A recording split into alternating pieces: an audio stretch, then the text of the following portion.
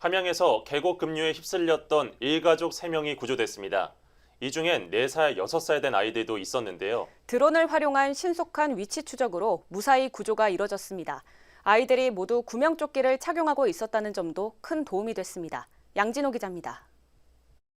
거센 급류가 흐르는 함양의 한 계곡. 구조대가 급류에 휩쓸렸던 4살 아이의 상태를 확인합니다. 함께 빠졌던 아이의 아버지는 연신 물을 개워냅니다. 사고가 발생한 건 지난 27일. 계곡에서 물놀이를 즐기던 일가족 3명이 갑자기 불어난 물에 휩쓸려 하류로 떠내려간 겁니다.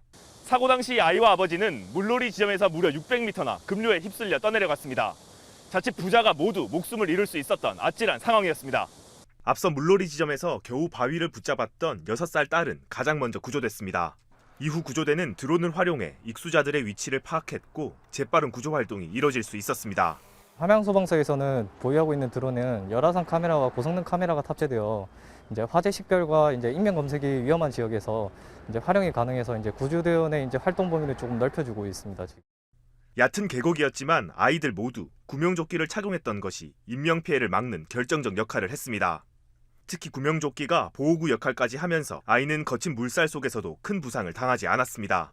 당시 그때 성인 남성 같은 경우에는 가슴 통증과 무릎 부상이 있었지만 구명조끼를 입은 아이 같은 경우에는 신체 부상이 경미했던 것으로 봐 신체 보호에도 도움이 되는 것으로 판단이 되고 있습니다.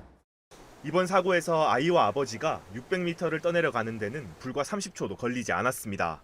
물살이 거셀 경우 수심이 낮더라도 순식간에 떠내려갈 수 있다는 건데 함양소방서는 물이 불어나 계곡에 고립됐을 경우 절대 자력 탈출을 시도하지 말라고 당부했습니다. 가장 중요한 것은 시민들의 119 신고입니다. 신고자는 주변 사항을 상세히 설명하시고 위치를 정확히 말씀하셔야 신속한 119 대원들의 도움을 받을 수가 있습니다. 여름 끝자락에 일가족 3명에게 발생한 아찔했던 순환사고.